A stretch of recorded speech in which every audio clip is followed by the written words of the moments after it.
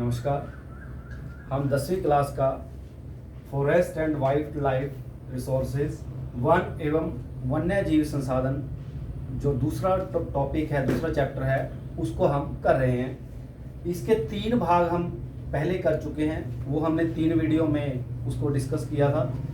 आज इसका जो हम चौथा भाग वो करने जा रहे हैं। और आज का जो टॉपिक है इस लेसन में वो है कि भारत में वन एवं वन्य जीवन संरक्षण या conservation of forest and wild life in India, कि भारत में जो फॉरेस्ट हैं, जंगल हैं, या जो वहाँ रहने वाले जो जीव हैं उनको हम कैसे कंजर्व करें, कैसे हम उनका संरक्षण करें, ये हमारा टॉपिक है। सबसे पहले बात तो ये दिमाग में आती है कि आखिर हमें इसकी जरूरत क्यों है। तो हमने पहले वीडियो में देखा था कि हमें इसकी बहुत ज़रूरत है, क्योंकि अगर हम ये जो फ्लोरा और फौना है ये जितना ज़्यादा नष्ट होगा उतना ही जो बायोलॉजिकल नुकसान है, बायोडाइवर्सिटी, उसको नुकसान होगा। और इसके साथ साथ इसके और भी कई ऐसे हम देख रहे थे जो नॉन बायोलॉजिकल कल प्रभाव हमने किए थे या सांस्कृतिक प्रभाव किए थे, जिसकी वजह से वो वहाँ पर उनको लॉस हो रहा था। तो क्या हुआ, 1960-70 के दशक में भारत आजाद होने के लगभग 10 साल के बाद जो कंजर्वेटिस्ट थे, जो संरक्षणवादी थे, वो ये जो जंगली जीवन या जो वन थे उनको बचाने के लिए बहुत ही बड़े प्रदर्शन कर रहे थे और डिमांड कर रहे थे कि हमारे देश में इन जंगलों को और वन्य जीवों को बचाया जाना चाहिए।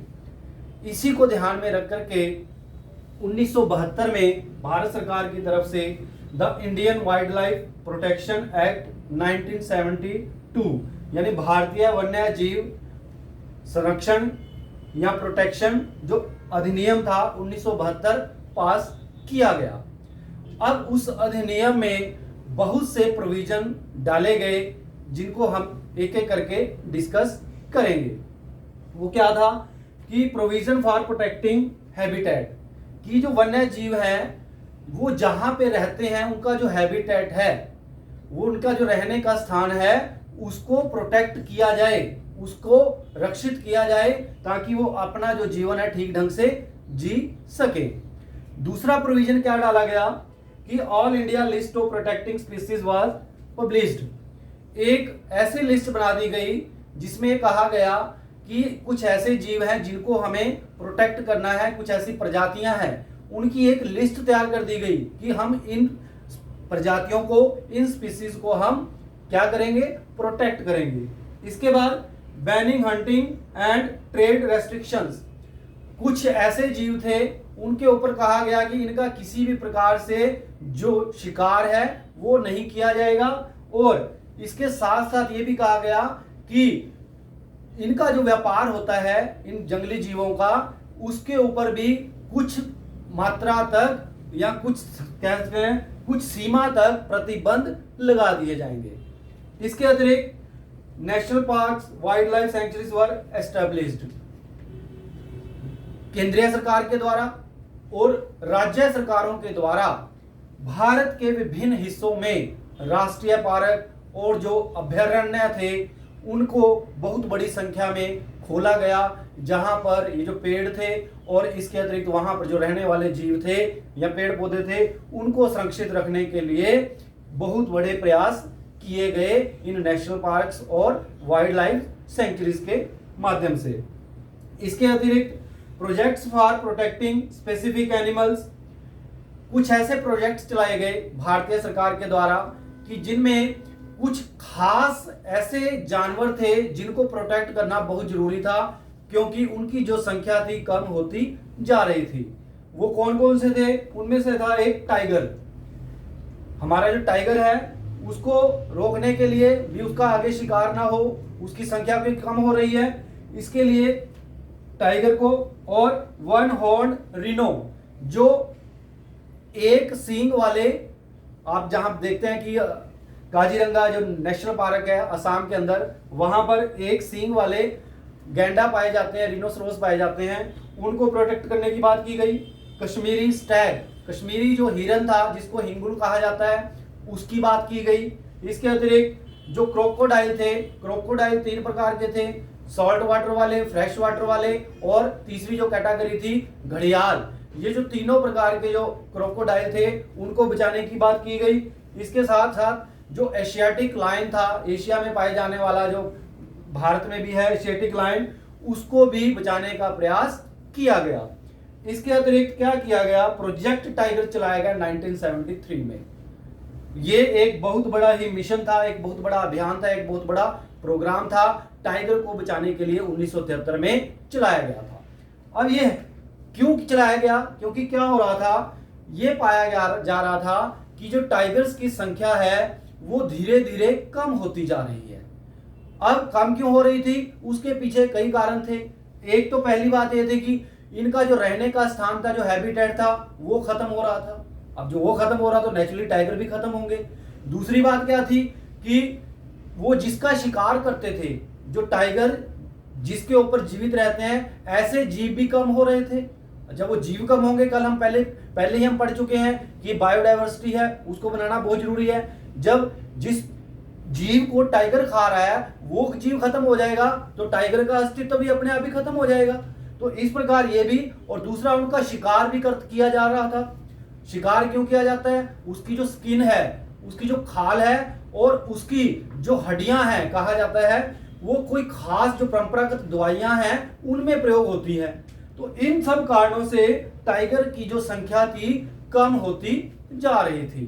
तो भारत सरकार ने 1973 में इन टाइगर्स को बचाने के लिए एक बहुत बड़ा अभियान चलाया और भारत के विभिन्न हिस्सों में अलग अलग जगह पर टाइगर रिजर्व बनाए। हमने यहाँ पे एक मैप बनाया है, आप देख सकते हैं। हमने यहाँ पे जो ब्लू वाले अक्षर हैं, निशान लगे हुए हैं गोल गोल, ये जो भारत में टाइगर से संबंधित यानी टाइगर को बचाने के लिए कुछ ऐसे स्थान बनाए गए हैं।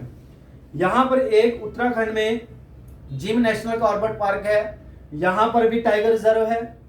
और इसके अतिरिक्त यहाँ पर राजस्थान देख रहे हैं, सारिस्का, यहाँ पे नेशनल पार्क है, यहाँ पर भी उसको टाइगर को बचाने के लिए बांधवगढ़ नेशनल पार्क है मध्य प्रदेश में, यहाँ पे आप देख रहे हैं। यहाँ केरल में टाइगर रिजर्व पेरियार के नाम से पेरियार टाइगर रिजर्व बनाई गई है। इसके अतिरिक्त यहाँ पर सुंदरबन नेशनल पार्क है, यहाँ पर वेस्ट बंगाल में, और असम के अंदर मनास नेशनल पार्क है जो सिर्फ टाइगर को ही वहां पर संरक्षण दिया गया है।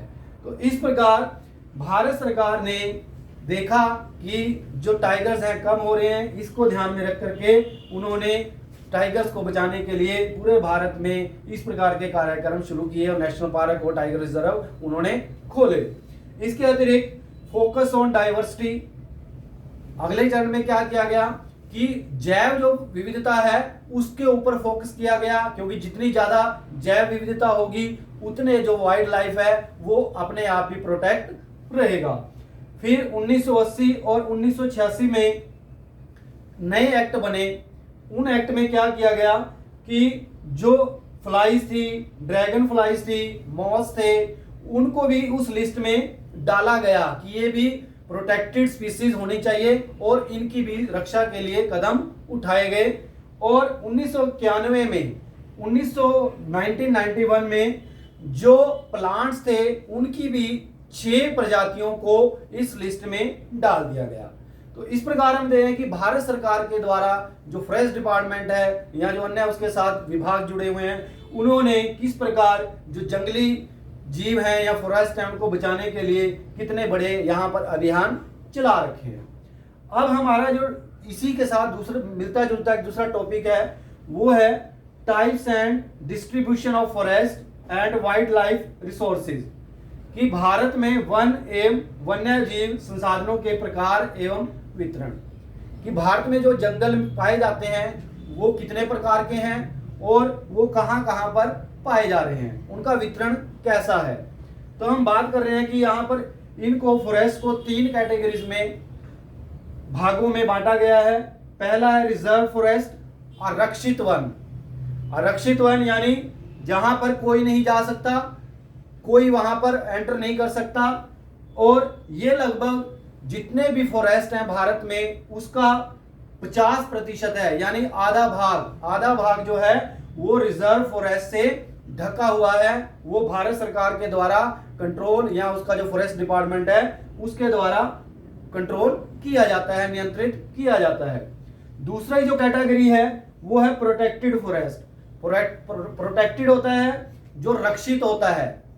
ये जो है कुल वनों का 1/3 है, यानी लगभग 33% जो है वो प्रोटेक्टेड वन है। और जो तीसरा जो है वो है अनक्लास्ड, यानी अवर्गीकृत, जिनका कोई उनको वर्गीकृत नहीं किया गया, अनक्लासिफाइड है। और यहाँ पर इसके ऊपर वैसे गवर्नमेंट भी नियंत्रण रखती है, और जो कम्युनिटीज हैं और जो लोकल लोग हैं वो यहाँ पर थोड़ा अपना नियंत्रण रखते हैं। एक चीज और जान लें कि जो रिजर्व और प्रोटेक्टेड है ये परमानेंट फॉरेस्ट हैं। रिजर्व और जो प्रोटेक्टेड है यानी आरक्षित और जो रक्षित फॉरेस्ट हैं वो परमानेंट है। यहाँ पर भारत सरकार या जो फॉरेस्ट डिपार्टमेंट है वहां पर जो लकड़ी यानी टिम्बर को ले सकता है, टिम्बर के लिए इसको यूज करता है, और जो इसको प्रोटेक्ट भी करता है, यानी वहां पे जो जीव रहते हैं उनकी रक्षा भी करता है। अब जो तीसरा है अनक्लासिफाइड या अनक्लास्ड, वो जो है अवर्गीकृत जो है वो कंट्रोल तो किया जाता है, लेकिन इस यानी भारत सरकार के द्वारा भी या कुछ सरकार के द्वारा जो अलग अलग कह सकते हैं राज्यों में कंट्रोल है, लेकिन कुछ जो कम्युनिटीज हैं वो भी इसके ऊपर कंट्रोल करते हैं। हालांकि इसमें लोग आ जा सकते हैं। लेकिन अब आप देखिए कि हमने क्या किया है, ये जो रिजर्व, प्रोटेक्टेड और जो अनक्लास्ड फॉरेस्ट हैं कहां कहां पाए जाते हैं, हमने एक मैप के माध्यम से समझाने का प्रयास किया है। हमने यहां पर पहले ही लगा दिया है कि जो रिजर्व है वो ब्लू को शो करेगा, जो प्रोटेक्टेड है वो रेड को शो कर रहा है, और जो अनक्लास्ड है वो ग्रीन को शो कर रहा है। तो यहां पर आप देखिए जी रिजर्व जो फॉरेस्ट है वो लगभग यहां पर जम्मू कश्मीर में है, यहां पर मध्य प्रदेश में सबसे ज्यादा है, टोटल फॉरेस्ट का लगभग 70% है जम्मू कश्मीर में। उसके जो टोटल वहां पे जितना भी फॉरेस्ट है, फॉरेस्ट वाला भाग है, उसका 70% जो है वो रिजर्व फॉरेस्ट में आता है। इसके अतिरिक्त वेस्ट बंगाल है, उड़ीसा है, महाराष्ट्र है, तमिलनाडु है, थोड़ा सा उत्तराखंड में भी है जहां पर रिजर्व फॉरेस्ट पाए जाते हैं। प्रोटेक्टेड जो फॉरेस्ट हैं वो पंजाब, हिमाचल, हरियाणा, यहाँ पर बिहार में है, थोड़ा सा उड़ीसा में है और राजस्थान में है, यहाँ पर प्रोटेक्टेड फॉरेस्ट पाए जाते हैं। और जो अनक्लास्ड है वो जो नॉर्थ ईस्ट वाला एरिया है, उत्तर पूर्व वाला भारत का इस एरिया, और जो गुजरात का कुछ एरिया है वहां पर अनक्लास्ड जो फॉरेस्ट हैं वो पाए जाते हैं। तो इस प्रकार हमने ये देखने का प्रयास किया कि भारत में जो कंजर्वेशन किया जा रहा है फॉरेस्ट का और वाइल्ड लाइफ का किस ढंग से किया जा रहा है, और किस प्रकार जो वन है उनको किस प्रकार 3 कैटेगरीज में बांटा गया है, और किस प्रकार हमने मानचित्र के माध्यम से समझाने का प्रयास किया कि टाइगर जो रिजर्व है, क्योंकि वो ज्यादा इंपॉर्टेंट कार्यक्रम है, उसको हमने एक मानचित्र के माध्यम से बताया कि कहां पर किन किन क्षेत्रों में टाइगर रिजर्व बनाए गए हैं। और इसके अतिरिक्त हमने जो हमारे फॉरेस्ट हैं अलग अलग हिस्सों में रिजर्व, प्रोटेक्टेड और अनक्लास्ड, उसको भी हमने एक मानचित्र के माध्यम से समझाने का प्रयास किया। अभी इस लेसन का एक छोटा सा भाग बचा हुआ है कि जो कम्युनिटीज है उनके द्वारा किस रूप से जो वन्य लाइफ है या कह सकते हैं वाइल्ड लाइफ है या फॉरेस्ट है, किस प्रकार उनके द्वारा भी प्रयास किए जा रहे हैं, वो हम एक छोटा सा टॉपिक होगा उसको हम लास्ट टॉपिक मान करके चलेंगे, और उसमें हम इसको 5-10 मिनट के वीडियो में उसको खत्म करने का प्रयास करेंगे। इसी के साथ धन्यवाद।